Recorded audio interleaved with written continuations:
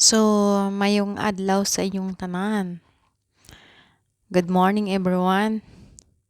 Nandito na naman tayo sa kusina magluluto ng chickpeas na order ni boss. Chickpeas na naman ang tirada natin guys. Pero Pakistan way na naman tayo guys. Magluluto tayo ng 2 can of chickpeas and the Pakistan way. Yan. Nagdagay na ako ng ginisa ko na yung agad-agad. Sibuyas. Sibuyas. Tapos, yan. Ilalagay na yung kamatis. Hiwain ng kamatis. Babalatan muna kasi frozen yan.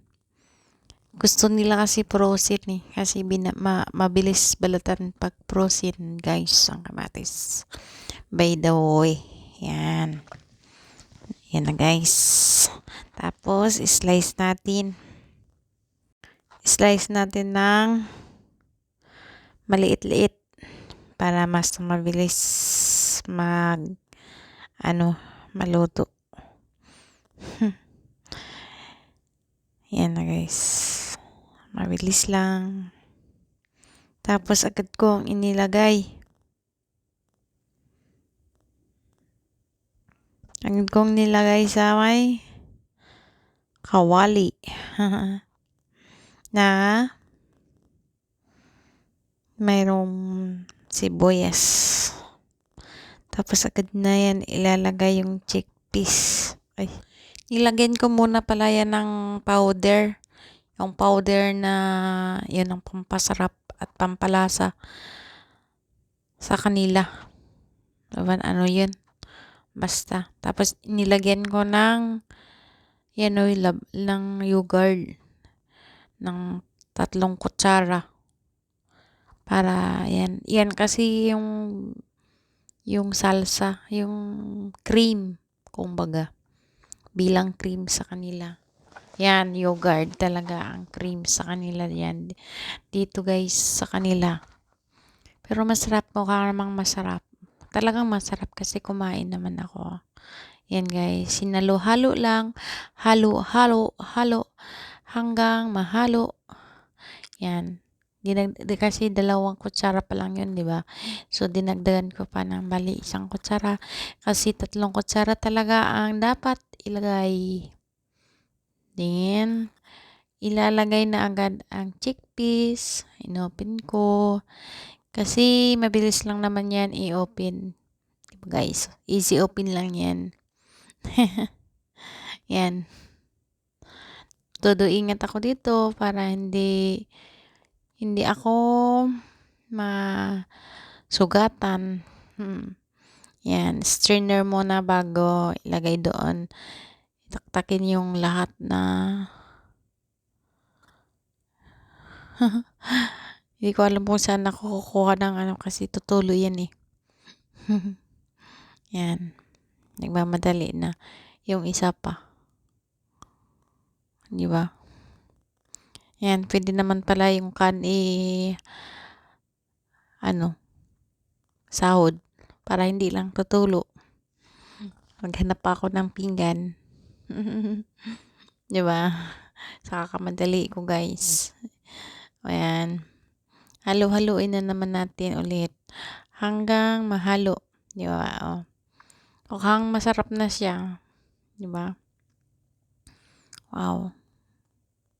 Talagang taob yan guys. Taob na taob. Yan, tinigman ko ng isa. Kumuha ako. Masarap. Yan, pinahinaan ko yung apoy para magiging okay na. Tapos nilagyan ko ng yan na, na siya.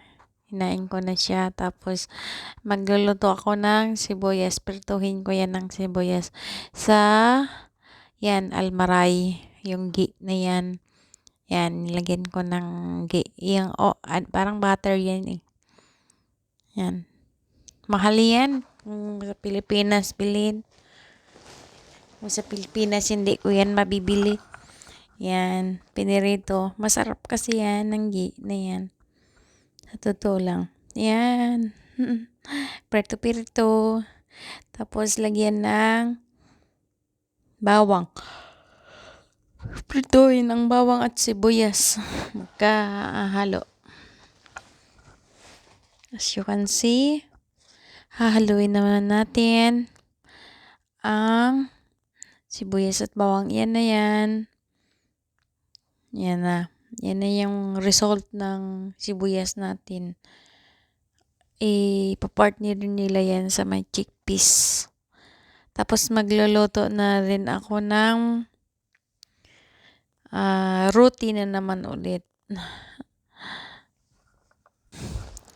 Magluluto na naman ako ng piniprepare ko na yung roti. Hindi nawawala yung roti sa pagkain ng mga amo ko. Kasi yan talaga yung pinakakanin nila, yung roti. So, gawa ng roti dyan. Yan.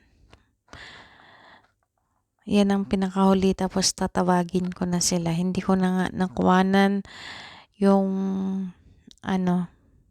kung ang pangkalahatan kasi dumating na si boss dyan habang ako'y gumagawa ng kanilang roti or tinapay or bread, ano ba talaga. Pero roti yung tawag nila kasi. Yan. Ang gamit dyan ay ata flour. Ata, it's mean yung sorghum. Sorghum sa atin. Yan ay sorghum. Flour ng sorghum itong ginagawa. O hindi ito. Parang ito kasi yung parang special yan. Ganyan. Tapatapahin mo muna. Tapos ilagay doon. Sa may, yan. Ilagay dyan. Pasensya na kayo. Kawali namin maitim. Hanggang nito.